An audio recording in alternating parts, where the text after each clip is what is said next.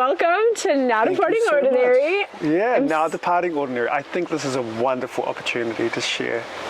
And I love the whole premise of what you do, Amazing. Beth. I think you do amazing things. Thank you. So thank you for reaching out and, having me be part of your creation. Thanks for joining me. My pleasure. As someone who's doing some extraordinary stuff. Thank you. Felt like a natural fit to be on the show. Let's talk about, before we get into what you're about, where we are right now. Wow, so we are in Los Angeles in the Pacific Palisades, and this property is called Mother Tree, and it's a collective of artists that live on this amazing piece of land that backs up onto a state park. And we have hiking trails, we have a little river, a little creek. It's normally a sleepy little creek, but with all the rain and landslides that we've been having, we literally had like a landslide right on the land. Oh my gosh. It missed all the properties and the tents and stuff and went down out to the side, so I'm so grateful for that. Wow, lucky. So this is a really beautiful, amazing piece of property, and I feel very privileged to be, I'm here for the winters, and then I love being with other artists who are co-creating and making beautiful things happen in this world. Yeah, awesome. So when you're not here, where do you go? So I travel to Wisconsin. California, from Pacific Palisades, Santa Monica. Venice Beach is my first home. Okay. Yeah. So when I first came to America, I went to Venice Beach. I love that place. It's really an amazing creative place. But I have a stand-up paddleboard business that I co-created with my wonderful ex-wife. And I love the family out there, and that's been going now for like 13 years. And it's as old as my daughter. Wow, amazing. Yeah. Born at the same time. Yeah, pretty much. Yeah, it was really good. So let's introduce you to the audience. Tell everyone who you are, where you're from. Excellent. Tēnā koutou, tēnā koutou, tēnā koutou katoa. My name is Whaka Paingia, and I'm originally from Aotearoa, New Zealand. And I love to share the practice of Acro yoga. I love movement, I love massage, and I love to share haka wherever I can. Haka is traditional New Zealand Māori dance, and I just, am endeavoring on starting a whole new business around these gifts that I have to offer. So it's a real privilege to be sharing exclusively with you on this podcast. Yeah, thank you. Yeah. That's awesome. It's really cool. First of all, how did you end up in California, and how did you decide to bring those gifts here? Well, to be honest, the reason I came to California was actually, I always wanted to go to Disneyland. Wow. Yeah, true story. So, the year was 2005. I was living and working in Australia, in Sydney at the time. I just spent the last 2 years there, I think, doing construction and other things like that. And Sydney actually felt like I was still in New Zealand. Yeah, that makes sense. I'm not going to lie, because when I was in Sydney, I was playing rugby with New Zealanders. I was working with New Zealanders. I used to be a bouncer, and everybody that was in the bouncing industry, because big, strong Islander men make very good doormen. Very persuasive at getting drunk people out of the bar. Yeah. I was like, man, I really want something more. Yeah. Because I left New Zealand wanting to meet and experience other cultures. Because I've always been I've had this mind for seeking out different, new, wonderful experiences. And I've always been spirit driven. And spirit was like, this is not the spot. And so I went to one of my buddies I worked with who had he had a flight company. Yeah, it was like they would book flights to go around the world. And I was like, hey, bro, can you book me a flight somewhere, anywhere, where I can spend a year and just absorb a different culture? And he came back with London and Los Angeles. And I was like, wow, okay. London, Los Angeles, okay. I'm going to go LA because I've always wanted to meet Mickey Mouse and Donald Duck. That's so sweet. I love that. So 2005, I got a plane ticket to LA. I didn't know anybody. And I just came in with just a open mind and open heart, basically. And so I flew into LAX 05 and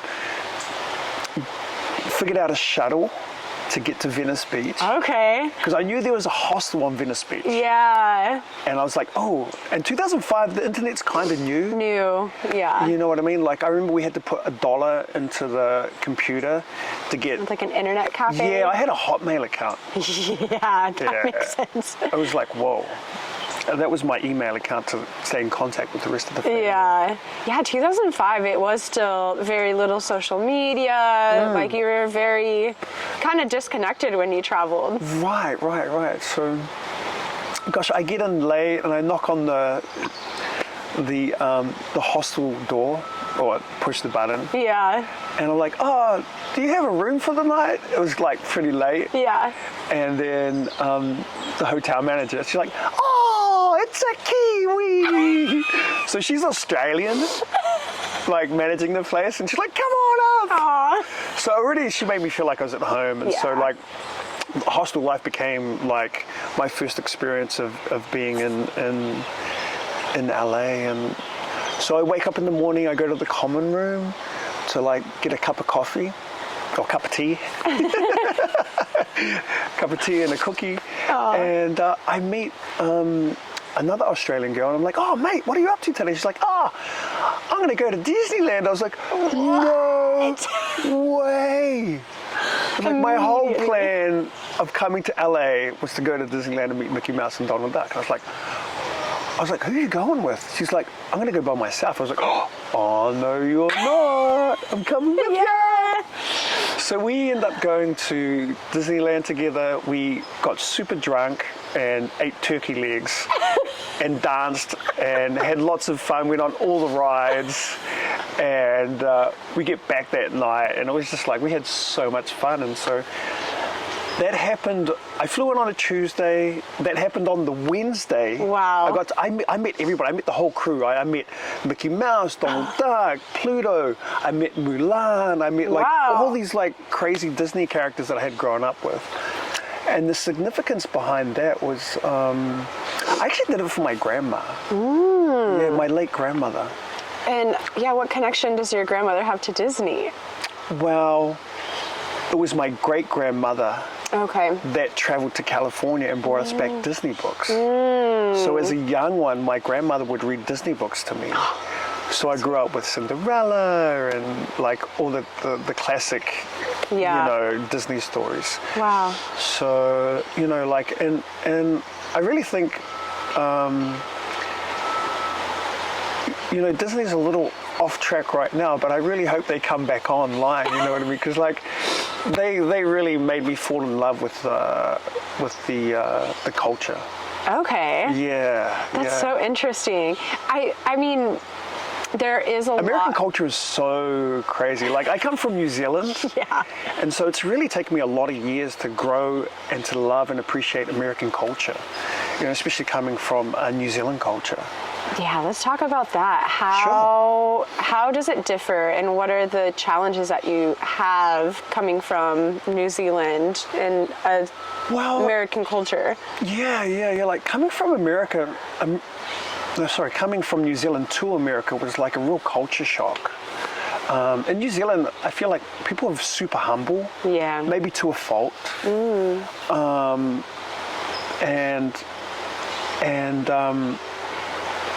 Very, or especially I'm indigenous to New Zealand, so being Maori is like a huge influence in my life. You know, I was raised by my grandparents. like very family orientated, very like spiritually conscious.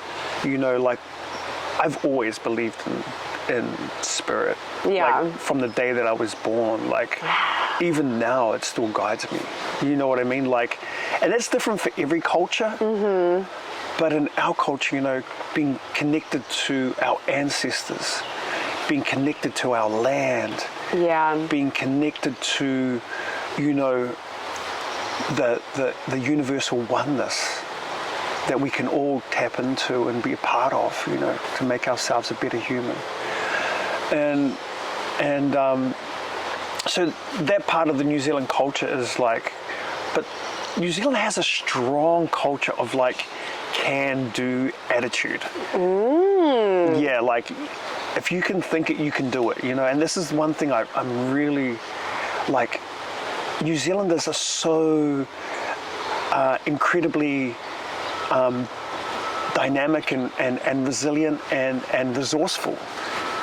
Like being able to make something out of nothing just using a piece of number 8 wire, you know, to solve any situation is like indicative of like the can-do spirit of New Zealanders. Yeah. You know, they can make magic happen with very little. Yeah. Yeah. But yeah, coming from that New Zealand culture where, you know, you're taught to be very like humble, and then coming to the American culture where everything was so loud and so bright and so big, especially in LA. Oh, especially in LA, and everybody promises you this and they promise you that, and like this is all coming, but yeah, like, and one thing I have learned is each state has its own culture. Absolutely. And the United States of America is made up of 52 states. Yeah. Something like that. Kind of more almost, if you count in Puerto Rico, Samoa, Guam, you know. And all the alliances. So like the melting pot here is just so incredible, you know, and that's one thing I've really enjoyed is like learning what it is to be free in the American way of things. Yeah, there's different versions of freedom. Right. American freedom is different. Like everyone has a different definition of freedom. Our definition of freedom is kind of to do whatever you want, but to some degree, it's not. You have to be within certain boxes. You know, there's a lot of like rules that have to be followed. But this is the thing everywhere in the world. But in America, you definitely have more opportunities for financial freedom, economic freedom. And this is why I love America, because of the vastness of resources here. Yeah. You know, and connections and the beautiful spirits that you meet here, you know, like, and I've had so many wonderful teachers in my experience of becoming an American, you know. Okay. Both for good and bad. Yeah. You know what I mean? Yeah. Like sometimes your best teacher is the one that gave you the worst experience in your life. For sure. And you're like, I am never ever going to teach a yoga class like that. Yeah. Well, I'm never ever going to do that to somebody else because of like, and that was a good lesson of like, you know, like figuring out what your code of conduct is, like what, like where your morals are, like what you really want to achieve and do. Yeah. So when you came to the US, you said you'd been working construction and things like that in Australia. When you got here, did you have a plan for what you're going to be doing to like sustain yourself? No. Or did it just like come to you? Well, I'm a fundamental believer in doing what you love. Okay. And that's always been my key to success. Okay. Right? And keep doing what you love until it doesn't serve you anymore. Right?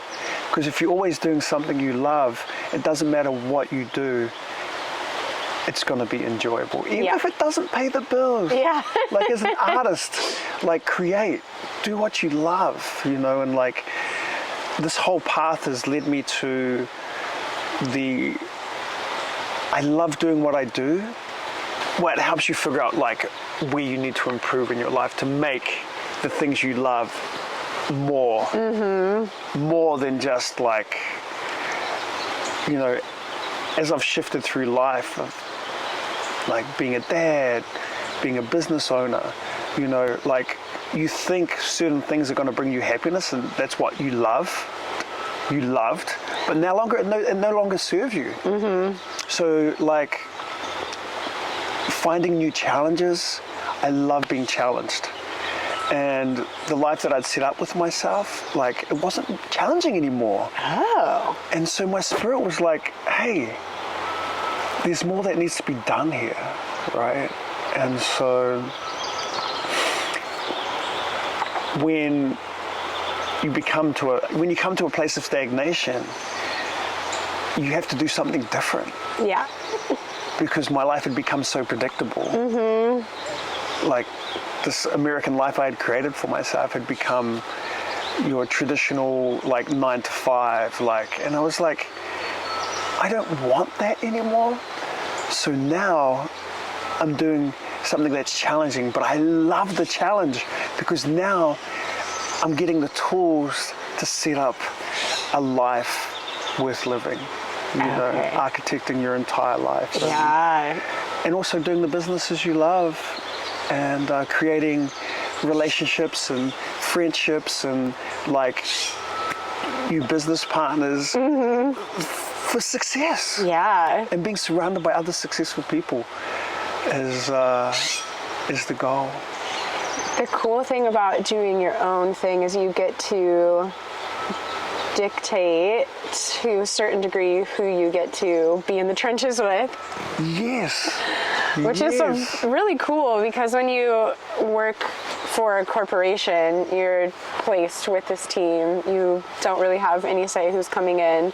And there's some beauty in that, of course, but when you get to go off on your own path and pull in people, you build a soul connection because you're like going to battle alongside someone that's like...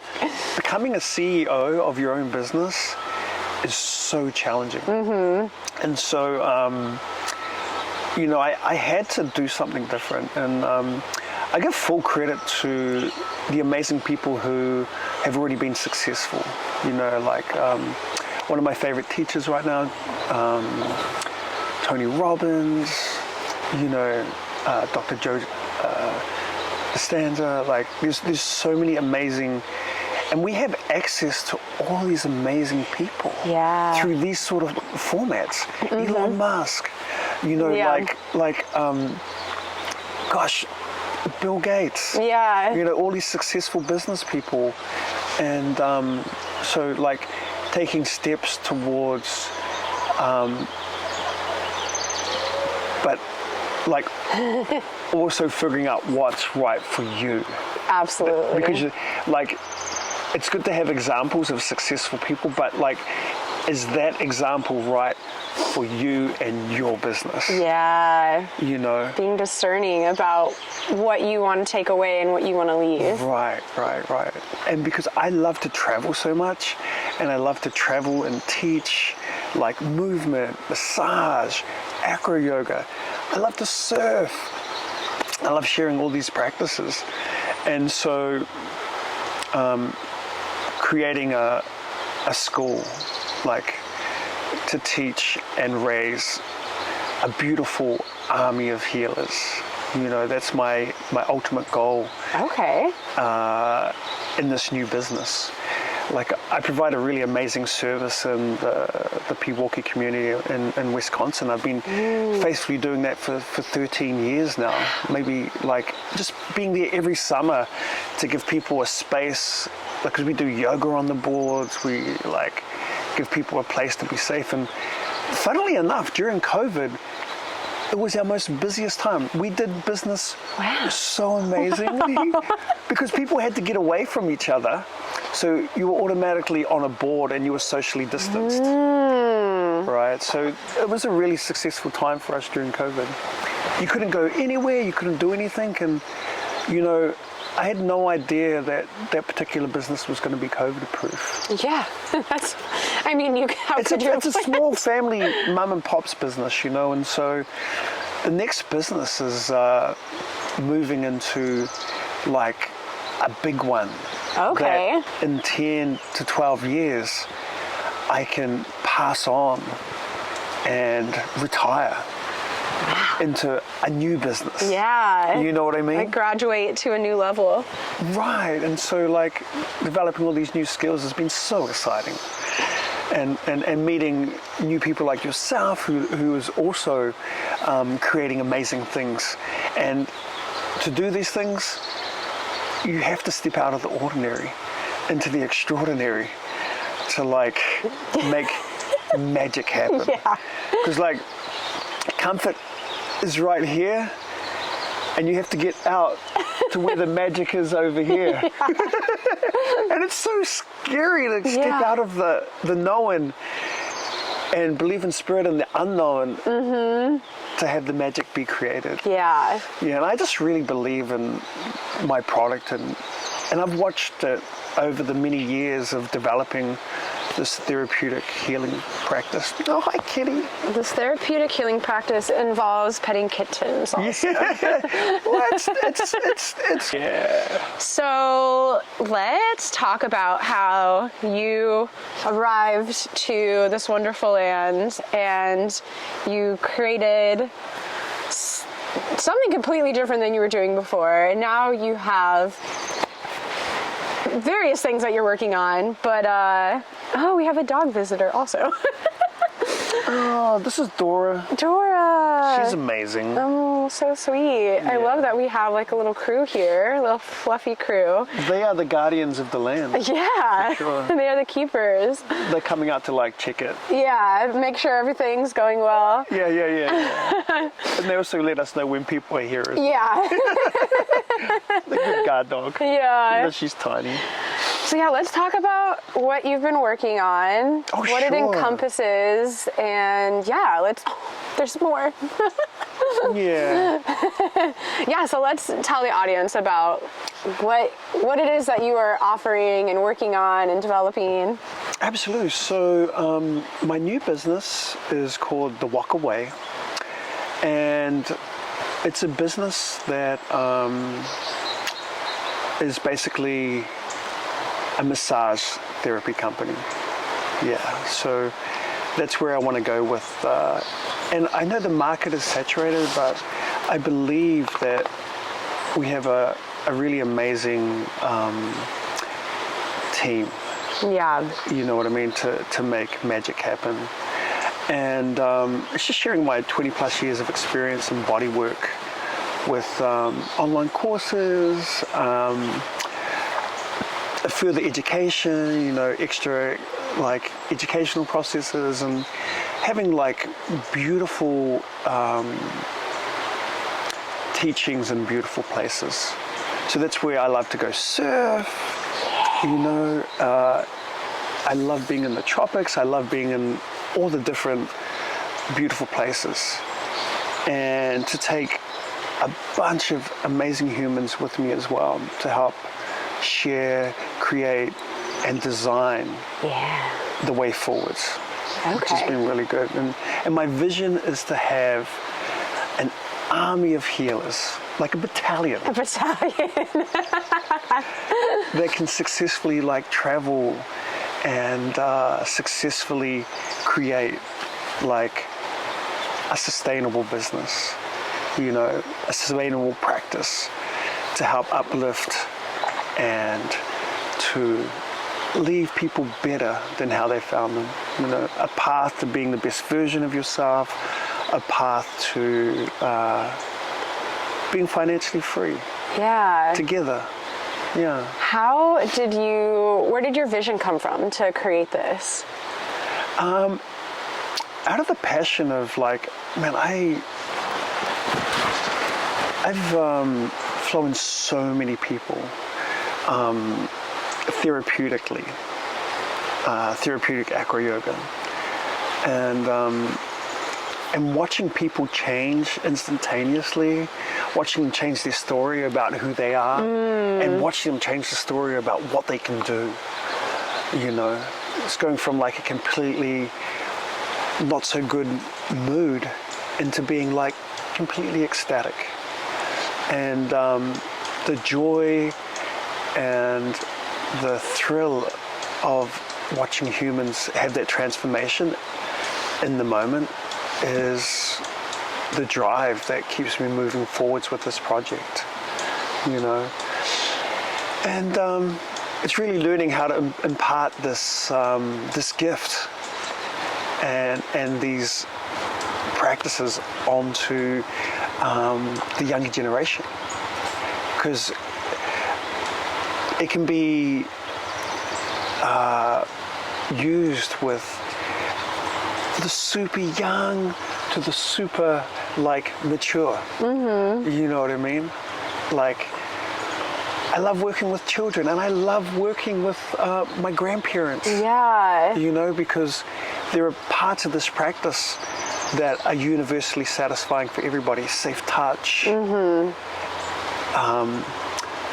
good intention, and integrity.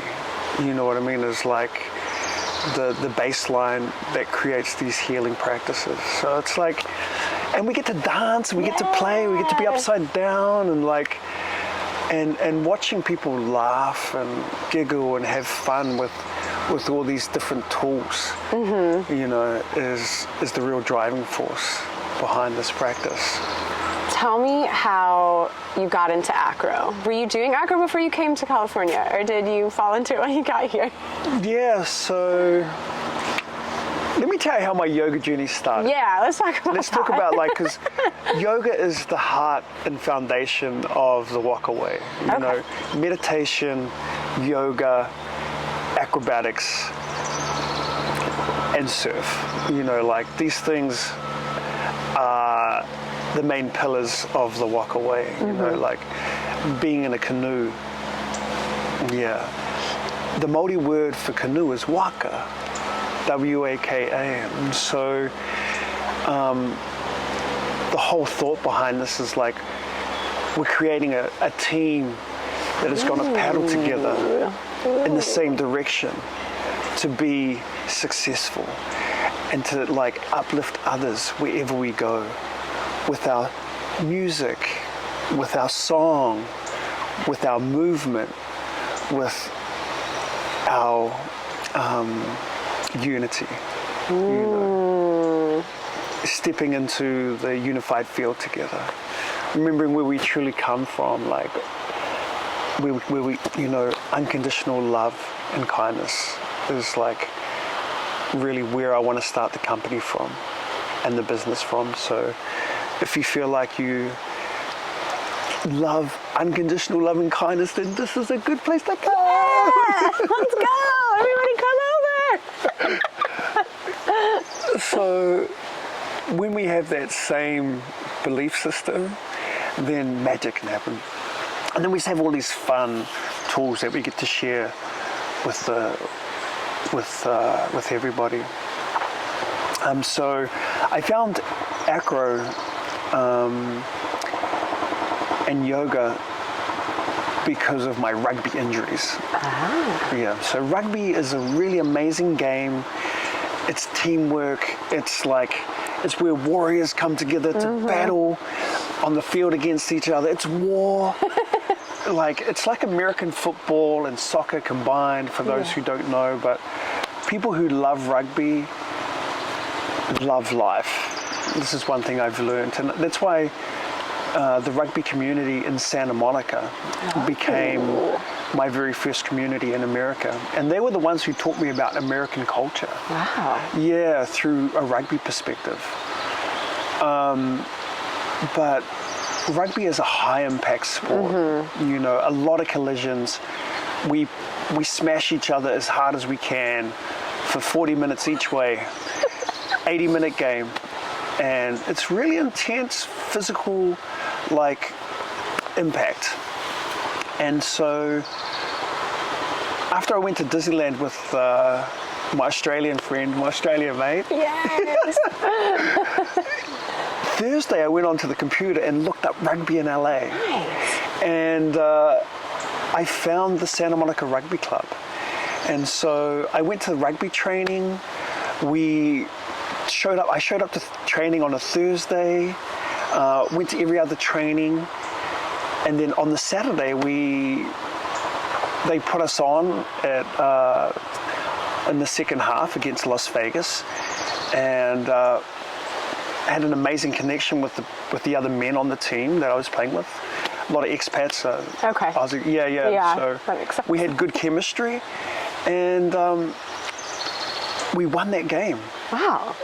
That following Saturday. So I flew in on a Tuesday, went to Disneyland on a Wednesday, went to rugby training on Thursday, played rugby on the Saturday, went to the old boys Santa Monica meet, and met everybody in the club, and then I had a family. Wow. It just literally happened. It happened in less than a week, and I was like, wow, I think I like America. It's really fun. So then, literally just went, every game we went, and I started every other game thereafter. And then we won the national championship. Wow. I know, the First Division National Championship 2005. And I was like, wow, Spirit has got jokes. But I came with no plan and just did what I loved. Mm-hmm. And I think that's the key. If you, as a young person, if you're doing what you love, I loved rugby so much. I loved Disneyland so much. And then I found out I loved winning rugby in America. So cool. Well, I think there is something about doing what you love, because when you're at this vibrational energy, you're attracting that back into your life. Exactly. When I look back at that now, I'm like, wow, I was so lucky. And my nickname is Lucky. Ooh. Literally. All the boys on the rugby team call me Lucky. And I think as we move through life, we have different names in different places. My Māori name, which I found when I did the Long Warrior dance with a Native American group that I love, out in Joshua Tree. We danced around the sacred fire and did lots of prayers, and that's when I found Whaka Paingia. Yeah, and it was really amazing. And when that came to me, it really vibrated so highly in my life. Back home in New Zealand, everybody calls me Dave. Amazing. In America, people call me Whaka. Yeah. And then, it does feel more like your energy, Yeah. And so I really love the fact that in America, you have the ability to change and learn and grow. We all make mistakes. That's just part and parcel. I still make mistakes. I double booked this morning. I knew we were starting at 9, and I said I'd pick up my daughter and take her to soccer. And oh my goodness! And I was like, oh, I'm going to be a little bit late. But I still made it on time. It was divine timing. It was. It was really great. It was really great. So rugby. Let me backtrack to the story. Was my what I loved, and then we won the national championship. I left, I travelled to Canada, played some sevens up there, chased the All Blacks around the UK. That was an amazing, they went undefeated that year, and I got to meet some really amazing humans on that journey and connect and have so much fun. And then I came back 2006 and played rugby again, and then we won the national championship again, so back-to-back championships. The following year, I got injured. And that was probably one of the turning points. And that turned me to yoga so much more.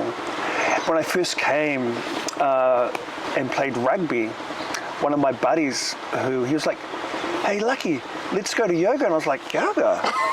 Is that for girls? And tiny little Indian men? And he was like, He was like, yeah, let's go to yoga. And you're like, wait. Okay. And that's what got me interested in yoga. You know, it was Brian Kest is one of my very first teachers, an amazing yoga practitioner. You know, Shiva Ray is one of my other amazing teachers who I love, who have all given me. Soul David Ray is another amazing. He also introduced me to Thai massage, and, like some of the teachers in Thailand that I practiced with. Just an amazing bunch of humans. And so yoga really helped me connect to my body. And in 2007, when I was injured, because I didn't have health insurance, which is, I didn't know, but in America that's a huge deal. Huge deal. Yeah. I had to find a way to heal myself. I tore my ACL and my MCL in the third year of playing rugby here. So that ended my semi-professional career, you know what I mean? And that became a really important stepping stone into my movement and massage practice. Yeah. You know, one of my favorite podcasters is Joe Rogan. He's been one of my favorite teachers, especially about being in integrity and being in and making mistakes and being okay with that. Yeah. You know, like I feel like a lot of youth nowadays are like striving for perfection. Totally. They have to look perfect. They have to act perfect. And yet they don't make any mistakes. I'm like, oh, dude. Like, it's so true, especially with social media. I feel like people have this pressure from others and themselves to be perceived in a certain way. Yeah, perception is everything. Yeah. But if you don't do the work, like, it comes off, like, you end up. Well, I mean, you're so worried yourself. about the perception of others that you don't even consider the perception of yourself. You don't ultimately know yourself because you're working so hard to be perceived by others in a certain way that it's actually not the authentic you. And I think that's one of the hardest things that like people don't talk about that much, of being on camera and trying to like share things with like a broad audience of people, is that you have to share who you are and be like opening yourself up to being criticized and being okay with that.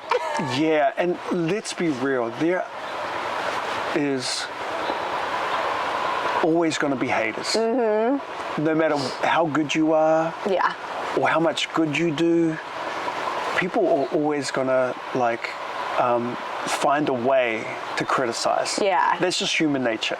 Definitely. And when you're okay with that, you're like, water off a duck's back. Yeah. It's so much work to get to that point where it really is difficult. To worry about the view that you have of yourself more than the opinions of other people. Right. That is like freedom. Yeah. Like, what does Joe say? He's like, one of the best things you can do is never read the comments. Yeah. I don't know if I agree with that though, because I think there is some beauty in reading the comments and taking feedback when it is necessary or helps you. Yep. And then being able to discern what is helpful or useful in those comments and building up enough emotional or mental fortitude within yourself to be able to discern between that. Like, that's you projecting, I don't need this, I'm going to put that over there. Yes. And this actually maybe is some like criticism that I could take and do make something a better thing. Yeah. Yep. I think you just have to have a healthy relationship to it. Because if you let it become all-encompassing, you're not going to think that you're good enough for anything. Yeah. Being able to know which opinions to value and which ones not to. Yeah, for sure. So that's where you like learning from others. I love having amazing teachers in my life. You know what I mean? Like, and the beautiful thing about the internet is that we now have access to the most amazing teachers in the world. In the world. Absolutely. You know? And on your life path, this is why I'm a big believer in doing exactly what you love. I loved Disneyland. I loved rugby. And that in turn led me to my love of yoga. Yeah. My love of movement. And my love of massage, of like safe, good touch, healing touch, you know. And this led me to like what my ultimate service is, you know. Uplifting others, one flight at a time, you know. What does flight mean for the audience? Yes, because I know there's a lot of people who, I know what you mean, but a lot of other people who are not going to know what that means. So let's talk about that. So a walk-away flight is a therapeutic sequence that lasts between 3 to, well, let's say like 5 to 10 minutes. Okay. And it's a complete like body stretch that like will totally shift your physical being, your emotional being, and your spiritual being. You know, whether you believe in spirit or not, like something will shift. You will after this. It will be a spiritual experience. And you know, introducing people to this practice and that actual like you can make magic happen is really empowering. Yeah. And so that's the gift that I want to be able to share safely. And then, you know, to be able to do this, you have to have a long line of like practices. Yeah. That keep you like fit and strong and healthy and the best version. Like, you can't encourage other people to be the best version of themselves if you're not trying to do that yourself. Yes. So that's what it really comes down to. You know, if you're not being the best version of yourself, how can you expect somebody else to be the best version of themselves? Yeah, it's not real. And so like giving people the opportunity to be well resourced and to be like in the best way they can is like the walk away. Yeah. And I really enjoy like doing these amazing things for others, you know, and encouraging. And like I'm so excited about like building the battalion, and building the team, you know, like to make good change happen all around the world. Yeah, it's pretty exciting stuff. Yeah. So moving into this work, incorporating acro yoga, acrobatics, flying, touch, massage, yoga, surf, Whaka like how has this impacted your life and like your community by orienting yourself this way? Oh wow. The rugby community has always been an amazing community, especially when you're traveling around the world. But it's a young man's game. So as you get older, you're more prone to injuries, and so that community becomes less welcoming the more broken down you get, right? So that's like, there comes a stage in your life, and to all the rugby players out there, like, don't stop, but cherish your game like it's the last game you're ever going to play, you know, because you're so lucky and gifted to have these amazing, challenging experiences that are going to make you a better human, stronger, fitter, faster. And at the same time, cultivate other practices once that time is over, because it's really important to have a way to heal yourself once that community is done with. Yeah. It's always going to be there, and you can give back in different ways, like to the youth, which I love. The captain of our rugby team, I work with him on a daily basis, and he is fully committed. Shout out to Aaron, junkyard dog. But he was an amazing captain, you know. He's always lived from the front, and he is like working with his son and like being a rugby coach for the younger youth coming up. So I love the way that people give back. Yeah. The thing I love about yoga and meditation is like, this is a healing practice that can always be given back. The acrobatics part is the part that keeps you strong. Yeah. You know, and it's exciting and it's always challenging. And when these things are done right, instead of breaking your body down like rugby or football or soccer, they actually build you up. Yeah. And you become more youthful. It helps take away physical pain. It helps take away like mental anguish, like anxiety.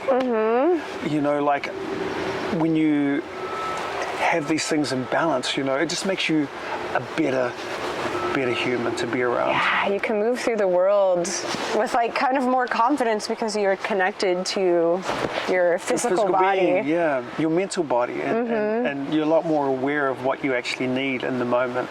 Yeah. You know, when you have these practices going on in your life. Yeah, I think movement is medicine. Yes! It cannot be said enough. I think so. That's amazing. Massage is healing. You know, we all need to be touched.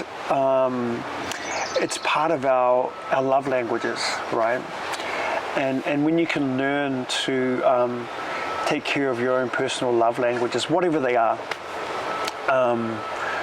you know, you can be the best version of yourself. And that's the aim. So yeah, the rugby community I love, and then now the yoga community, and in particular the Acro yoga community.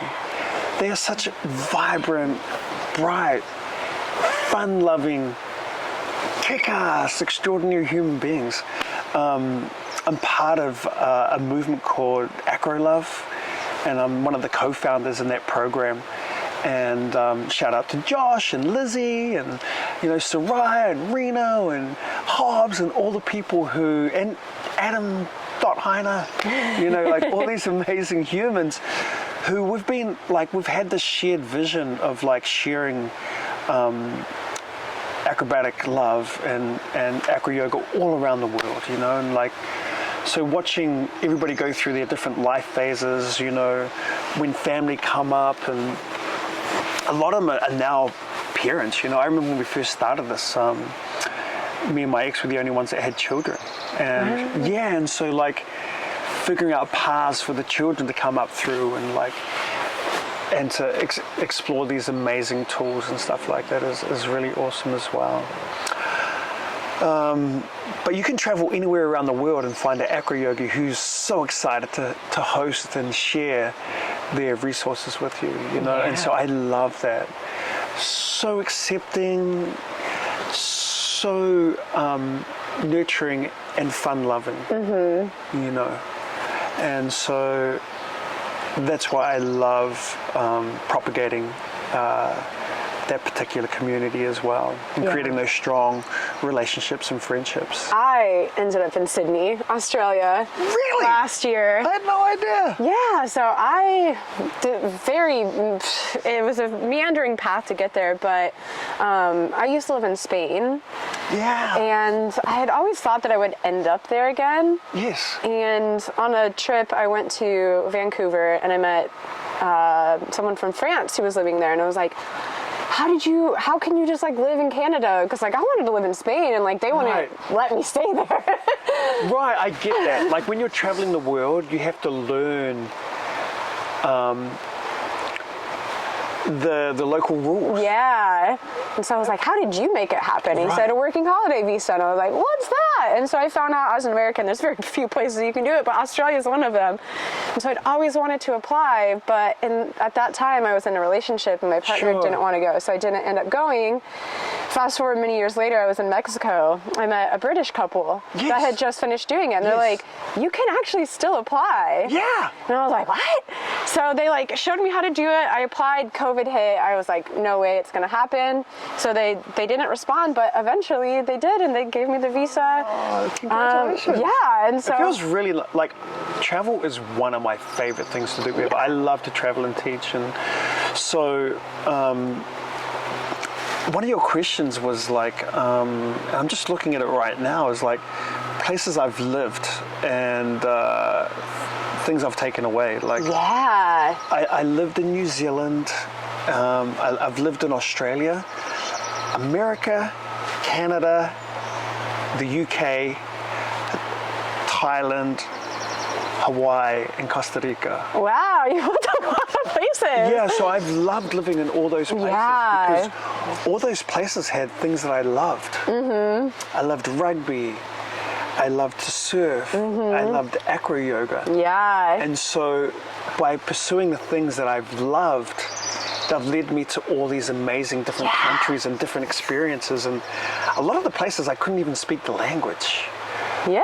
You know, but I'm saying don't let languages ever stop you from traveling to places, because as humans you can figure out ways to communicate absolutely and figure things out. I couldn't agree more. I mean, know? Acro it's all over the world, and that's the beauty in it. It's like you'll never be alone if you join the Acro community. Yeah. Shout out to Jason Nima and Jenny, who created Acro Yoga from way back in the day. I'm so glad that you are some of my favorite teachers, guys. Yeah, like thank you, because I showed up in Australia and I was like, we have an automatic community, and like, and because like it's such a like.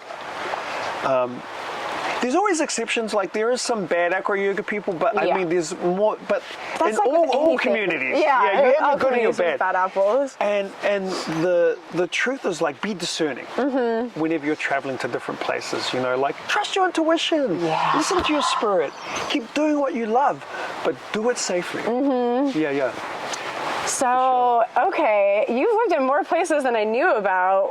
How did you end up in Thailand, for example? What led you to Thailand? Well, it was actually my teacher, Saul David Rome. Okay. And he set me off on this path, and I'd never been before. And Ashikananda is the teacher he trained under. He's passed on now, but he set up a whole school in a little Lahu village in the Chiang Rai province. And I didn't know about any of that stuff, so to actually fly over there and spend the time and energy was amazing. Like, I remember flying into Thailand. I flew into Bangkok and then Bangkok to Chiang Mai. And flying to Chiang Mai, I couldn't speak the language. I just jumped on a tuk-tuk and asked the guy to like show me around. So one of my favorite tricks for traveling is to befriend a local, somebody who can speak the language, and take them to their favorite places to eat. Oh, yeah. And then get them lunch or dinner. Because you can make so many good friends and connections over food and laughter. Absolutely. Yeah, that's so true. You know, like, and being a solo traveler is not my favorite way to travel, because I love having a travel buddy. Okay. Because our memory is so fickle, right? But when you travel with another person, when you get together and you relive the experience together, it's like, oh wow, that's right, we did that, we did that, and we did this, and we did that. And I love how when you do bump into those amazing friends that you've traveled before, and then they mention things, it brings back so much joy. That's true. And so much love and laughter of like, and you're like, oh, how could I forget that? Yeah, you're right? like on an adventure. And so I was solo traveling, and I met some amazing people. We all jumped on the back of this pickup truck. We met at this house. It was amazing. We jumped on the back of a truck and then drove all the way out to the little Lahu village and stayed there for 10 days. And we ate just simple food, vegetarian food, and we learned this amazing Thai massage practice. It was so incredible. And so that was that's how I ended up in Thailand. And I went back many other times with my family, and and got to eat amazing foods and travel to like beautiful islands and do really cool, amazing things. Yeah. How did learning that technique and going to Thailand impact how you are like showing up in the world today? Well, it's made me a lot more receptive and a lot more tuned in to working on people's bodies. Yeah. Yeah.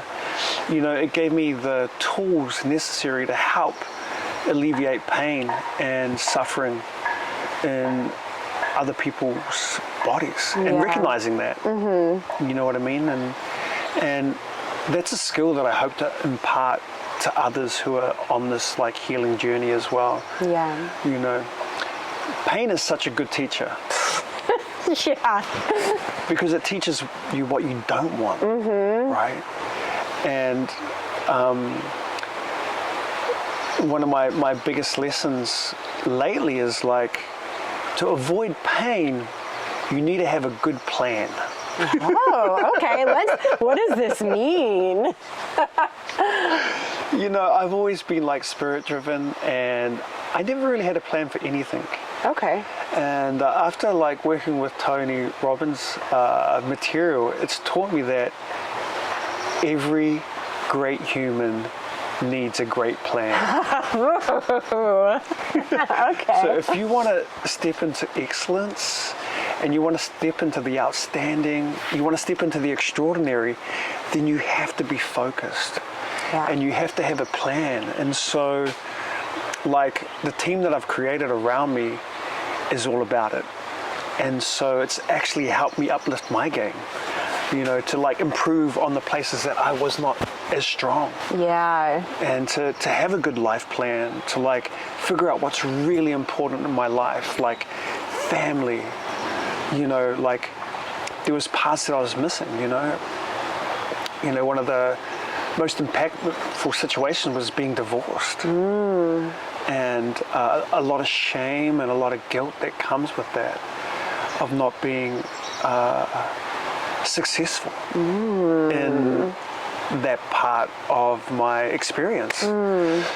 So it really, that pain of separation really opens you up to like, hey, what am I missing in my life? What am I not doing? What can I do better so that that'll never ever happen again, right? And it was that pain that led me on to becoming a better business owner and being more involved in the day-to-day management and understanding, and really committing to the financials and what it really takes to be a good business owner. Yeah. I think A lot of hard truths. Yeah, as like, just like on a personal level too, if you go through some sort of adversity, there's kind of two paths you can go, right? Avoiding accountability, blaming, projecting, staying small, not doing learnings, or taking accountability, looking at the hard truth of where you are and deciding to learn so it doesn't happen again. Exactly, and it was a tough pill to swallow when you realize that you're responsible for everything that happens in your experience. It's a hard pill to swallow because you can no longer blame other people, because the common denominator in all your suffering and all your experiences is you. You're like,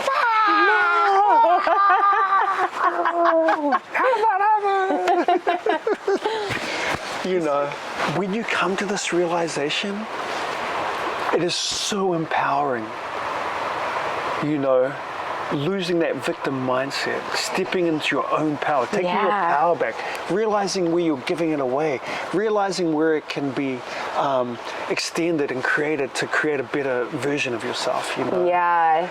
And it takes all these failures, it takes these painful falls to like create resilience, you know. It doesn't matter if you get knocked over. Yeah. You just have to get back up and keep going. Yeah. That is really the truth behind anything great that you want to create in your life. Never giving up and just realizing everything can be managed and taken care of when you're having the right mindset. Yeah, there's this cool, I don't even know where it came from, this graphic that I've seen. And it's like these flames, and on the top it's motivation. and on the bottom, it's discipline. So motivation, the flame starts here, and gradually it dwindles.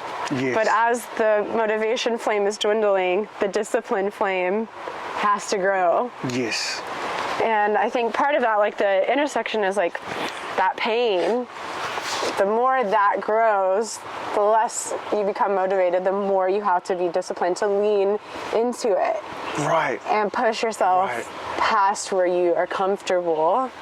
Oh, and believe me, when you're growing, when you finally own and you're responsible for everything in your life, both good and bad, then the empowering thing is you can now take steps to create change. But it's never easy. No.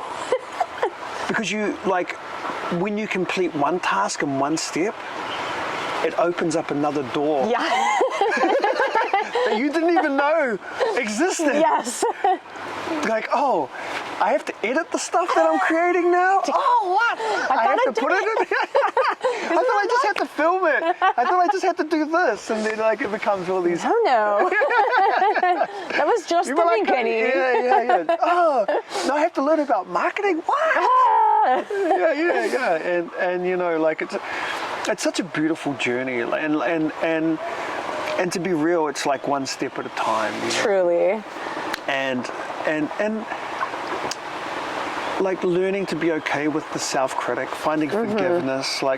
Forgiveness has been one of the huge healing components. I would unfairly blame my ex-wife, and it's really taken time to heal that part of me by forgiving and owning all my own poop.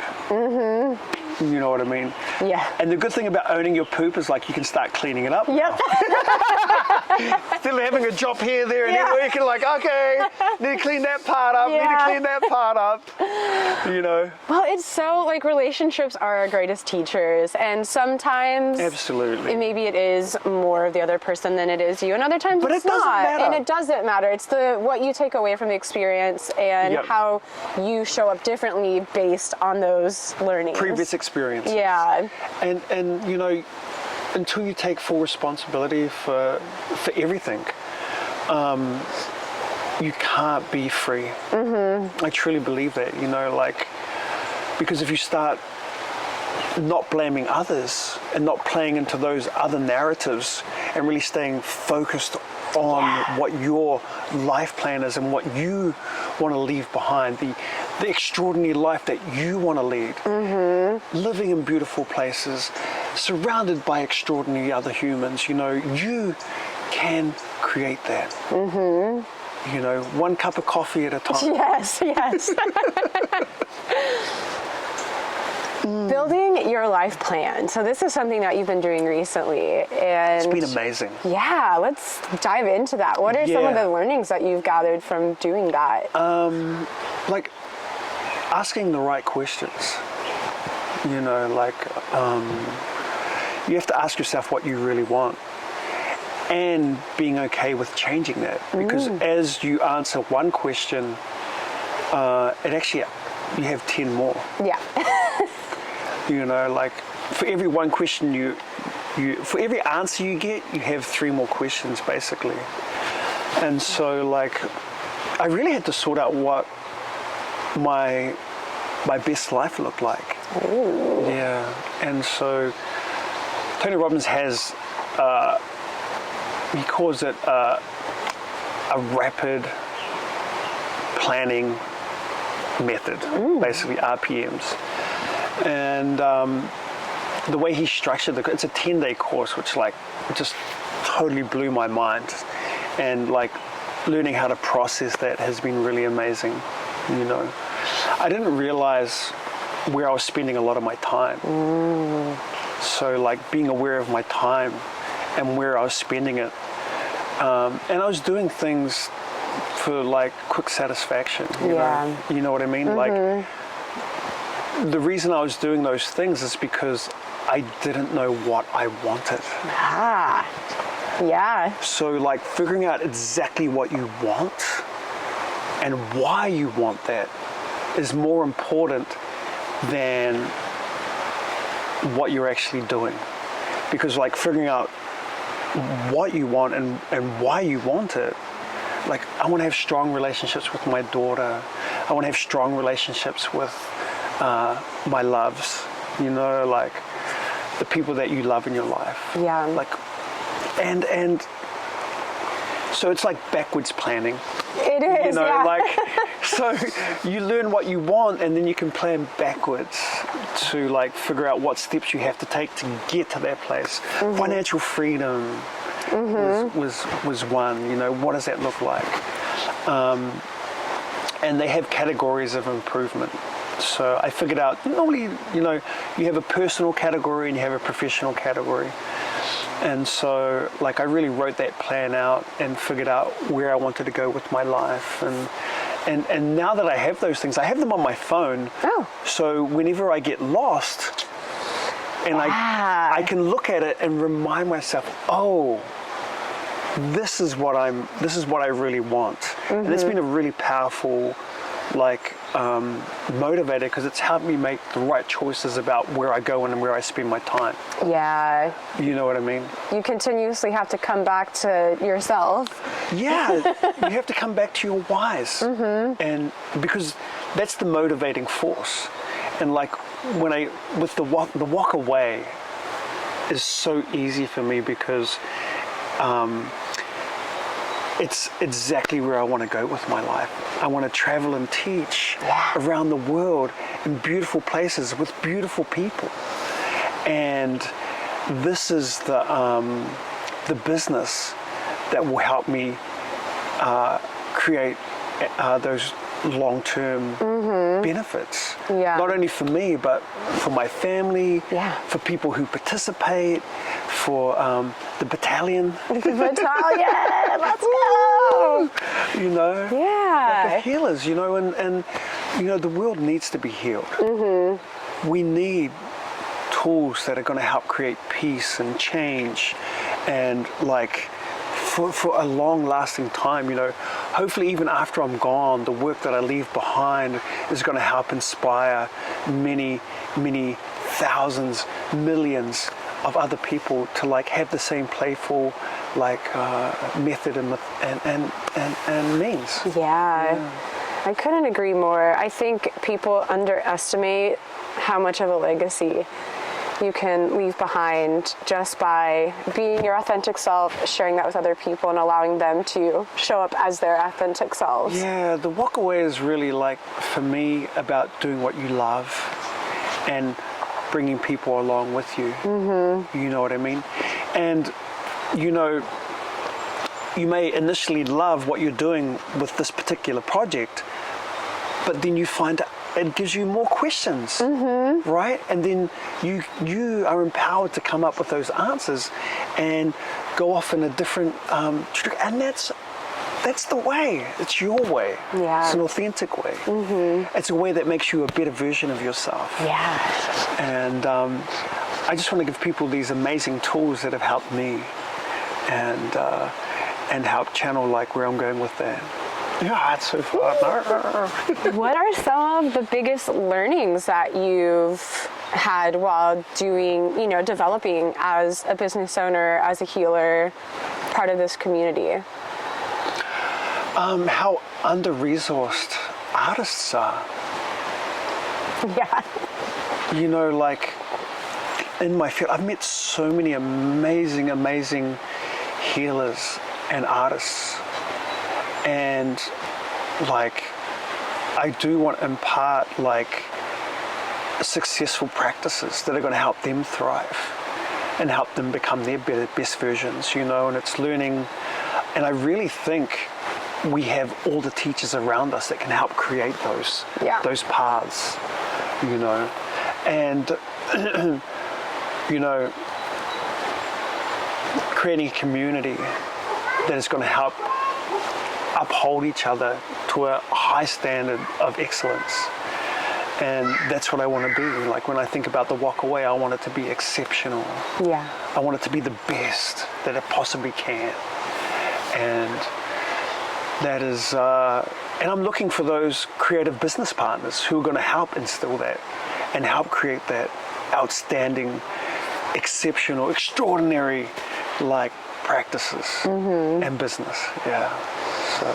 What has been some of the hardest challenges, some of like the most difficult learnings that you've had to work through? Gosh. I think the hardest thing for me has been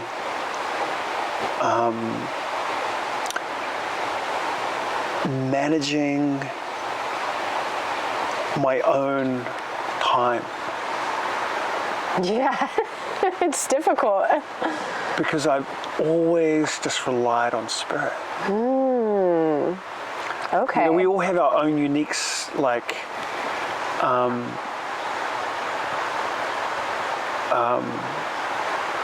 problems, but like that was brought to my forefront. It's like we only have so much time, and your time is so valuable.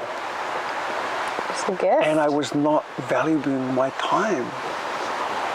And so to become a serious business owner, I've had to like put a huge focus on the value of my time. Yeah, putting boundaries around. Exactly.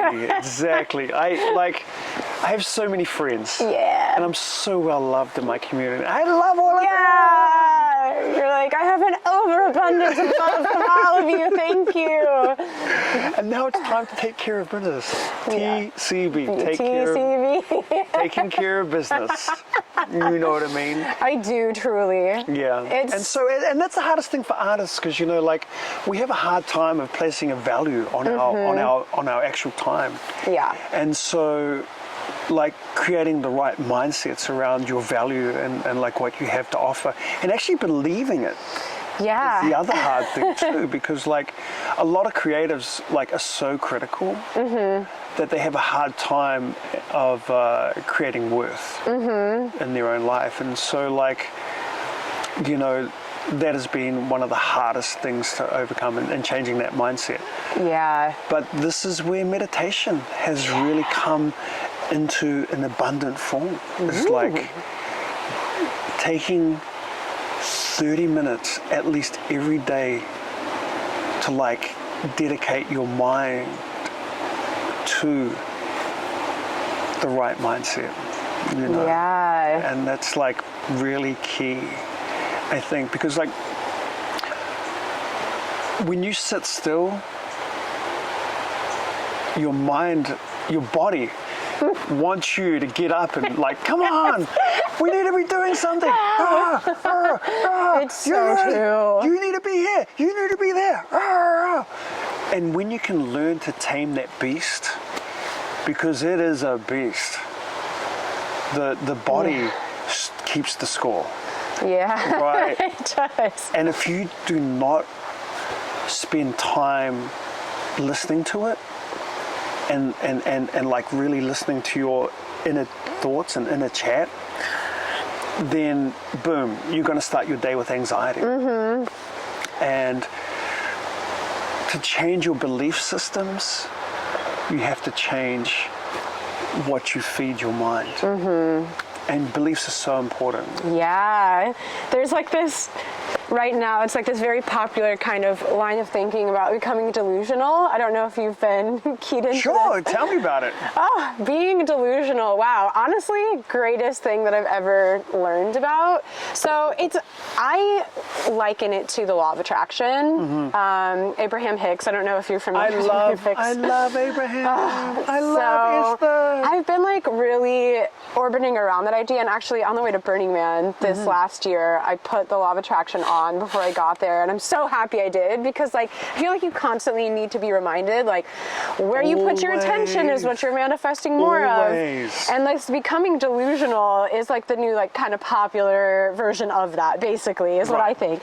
So being delusional essentially is picking new thoughts about yourself, about your world, about your reality. So if you think like, oh, I'm not that cool, I'm not that smart, nobody really likes me, like that is what you're going to believe, and that is what your life is going to become. But if you delusionally choose to believe, I'm so smart, I'm so cool, people are like drawn to me, I'm successful, blah, blah, blah, then like that is what you create more of in your life. And so being delusional, there's this new kind of phrase, being delulu is the salulu.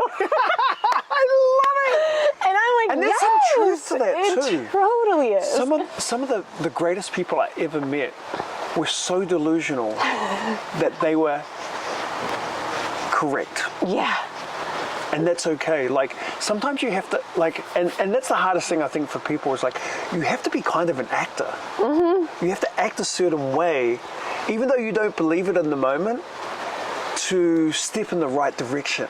Yes. Yeah, I totally agree with that. Law of attraction is an amazing, powerful thing. I mean, totally. This YouTube channel is like that. It is that. I'm like, I don't know how to talk on camera. I don't know how to interview people. But you're doing it. And then, I showed up in Sydney. I had this camera, and I met a videographer, and he's like, let's do it now. And I'm like, okay, are you sure? Like, I can just do it? You can just do anything that you decide you can do. I agree, like, and that's what I love about New Zealand is like they have a can-do attitude. Like, you can do anything. Yeah. Like, and I know people are like, oh, I have to go to school to do this. Oh, I have to go to that to do this. I need to have this, that. The truth is, do what you love. Yeah. Keep doing that. And you can just figure it out as you go. Nobody knows what they're doing. Nobody, even at the highest levels. Yeah. Like, it's all about like having a good plan. But also being able to be flexible with your plan. Yeah, open to influence. Yeah, and being able to change on a dime. And I think flexibility and strength are your greatest allies when you're creating new things. Yeah, like being flexible enough to move out of the way of something that's stopping you getting in the way, and then being strong enough to hold to the discipline it takes to actually get to that part of what's required. What has been some of your biggest inspiration on your journey? Oh my goodness, becoming a father. Oh my God, no. I like being a parent, and my young one is now a young teenager, and she's been such an amazing teacher. Yeah, I like, family has always been the highest thing, and so having a great relationship with my daughter has become like a high priority.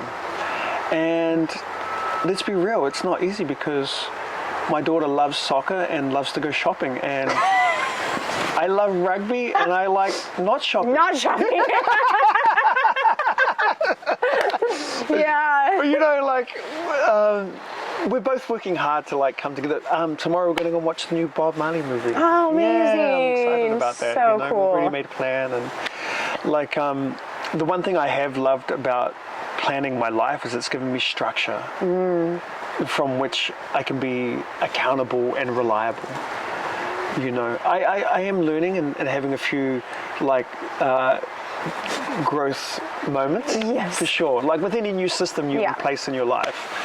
But it's really been freeing having a life plan. And I cannot say that enough to any new business owner or any, and now I want to share this with everybody I know. Let's do this together. Yeah. Right? Let's get a plan in place. Let's make magic happen. Yeah, because you're doing exactly what you love. And when you know why you're doing things and why you love doing things, it makes it so much easier to make a plan for the week, for the month, and stay motivated about it because you know your outcomes, you know what your results are going to be because you have that plan. And then being strong and flexible enough to be like, oh, that didn't work, okay. Like water off a duck's back, let's move on to the next solution. Yep. And I love working with teams of solution-orientated human beings. Yeah. It's amazing. Yeah. You know, I'm like, I want to be on that winning team. You know, that's why I'm like excited about creating the Whaka Way. It's this amazing canoe we're all going to paddle together. Yes. From island to island. Island to island. Yeah. Let's just go on an island tour, please. Yes! That's all I want to do with my life. You know, and massage. Yeah. Fly, and like they have all these amazing offerings. Yeah. Right? Which is it's like, and the cool thing is, I think anybody can, like, this work is so accessible. Mm-hmm. Like anybody can step into this healing arena with these tools and be incredible. Yeah. Be incredible. Yeah. If you had advice for anyone wanting to do something like you're doing, any number of the things that you're doing, sure. What advice would you give them?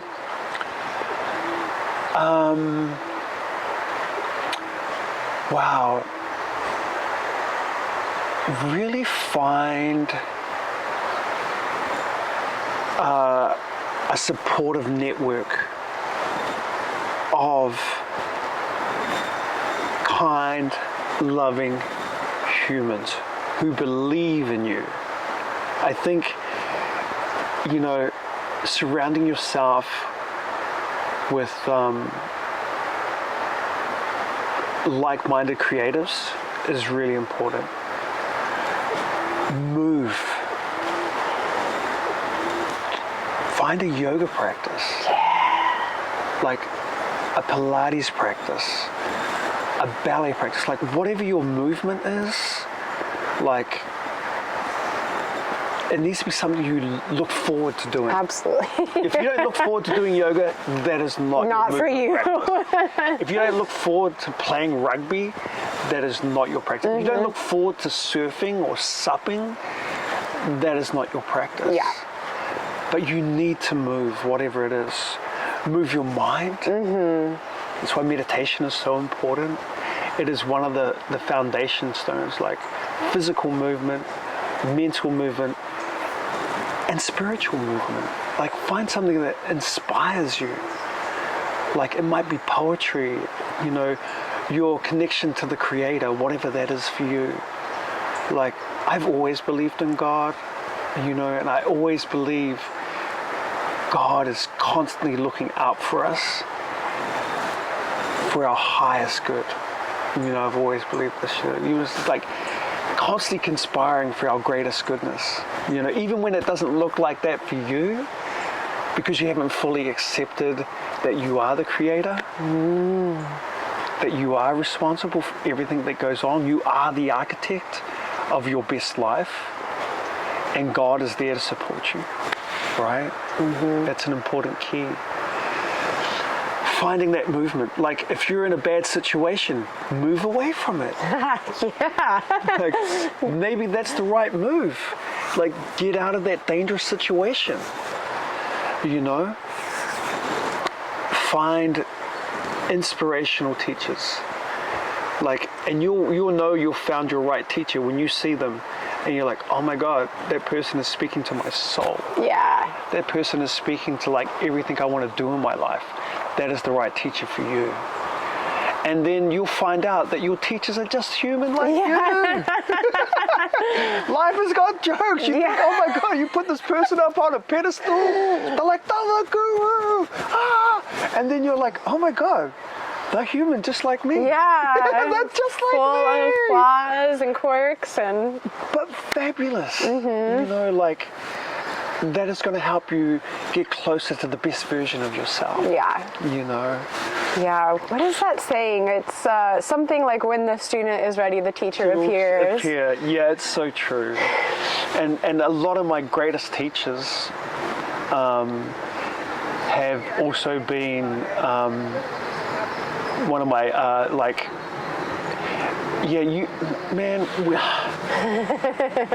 one of my I was looking for an amazing spiritual teacher, and then I found him, and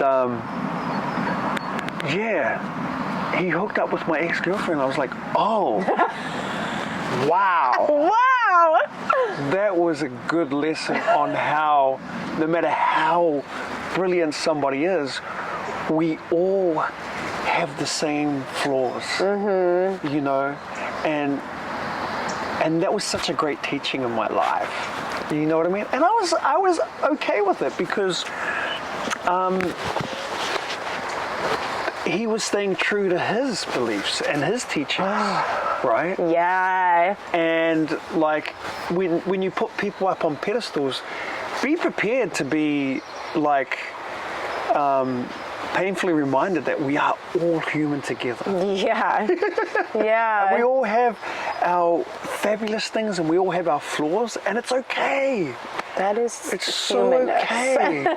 This is the beauty of life. But when you can realize that you are the creator and the architect of your best life, of your like wonderfulness, your best version of yourself, then you're empowering yourself to make the best choices. Yeah. Yeah. What things would you like to share, discuss as we wrap up that you feel like you want to impart on these fine people? Aww. Like, please always do what you love. Do good. And never stop being curious. Always ask yourself questions. Always ask those around you questions. Like, question everything. And find forgiveness. Ooh. Yeah. Find belief in this beautiful world that we live in. We are surrounded by such beauty everywhere. Literally. Everywhere. Everywhere. Everywhere you look, Yeah. you can find beauty. And live for being the best version of yourself every day. Yeah. You know, even when life beats you down, even when that person over there didn't treat you right, or that person over there, you know, didn't like do good unto you.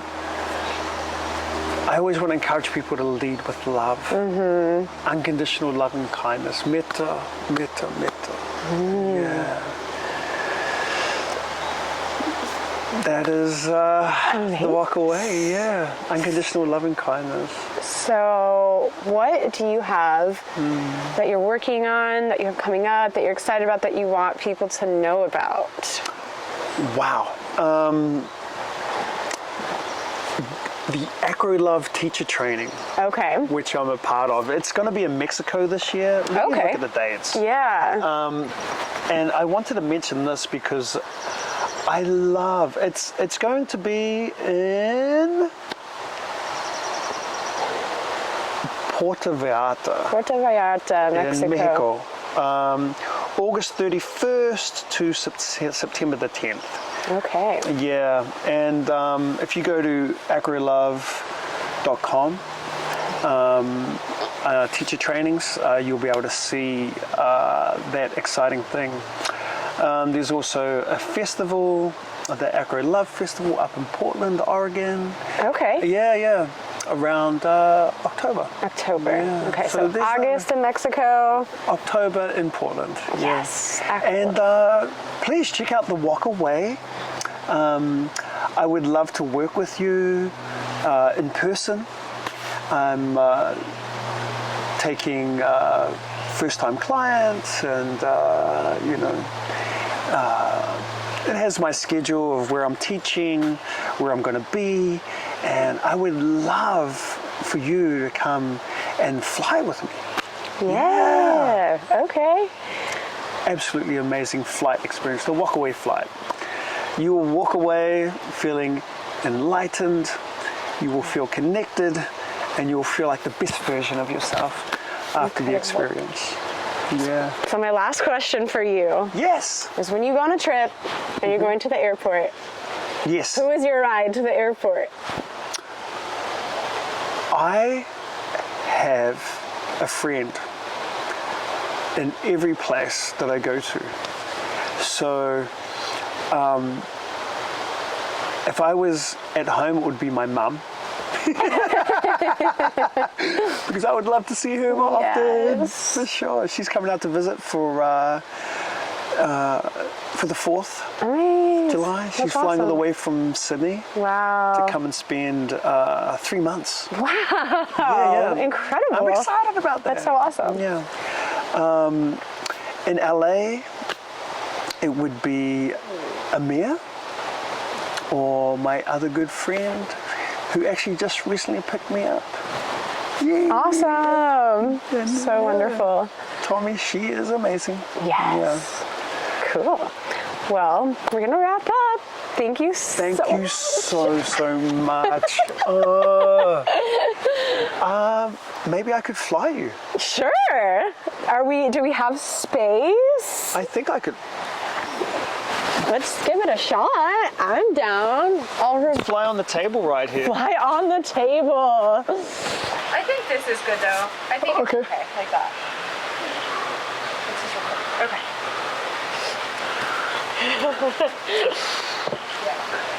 Oh.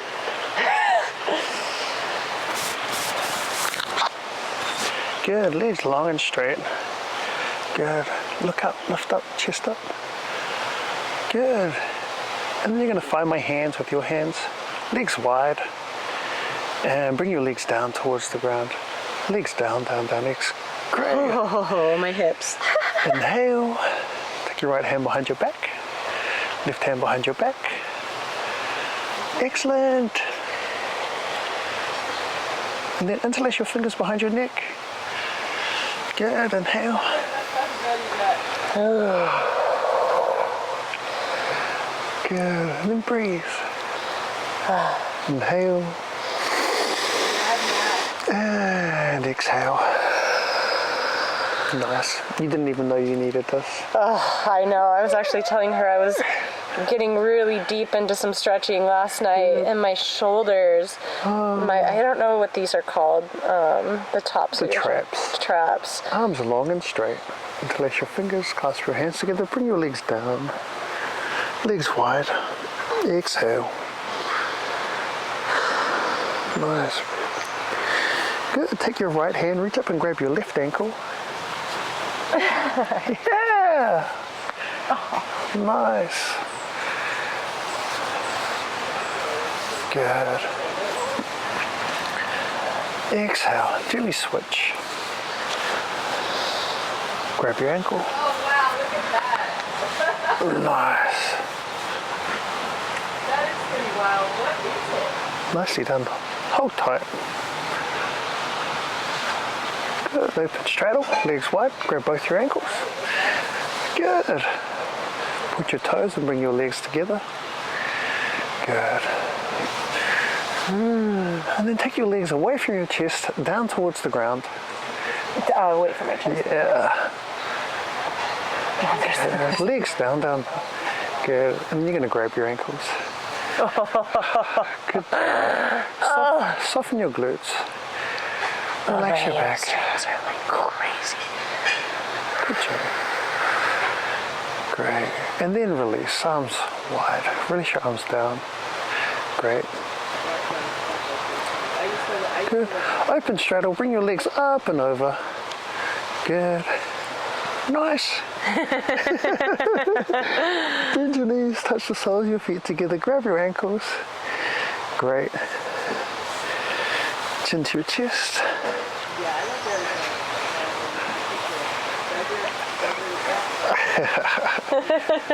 Find my hands with your hands. Push up, look up, lift up, chest up, arms wide. And then just start to fly. Yay! Nice job, Beth. Bring your feet down towards the ground. Good, exhale.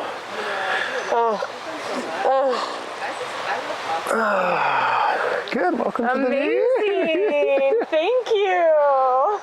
That was so nice. Oh my gosh. There were like places I was tired I didn't even know. I know.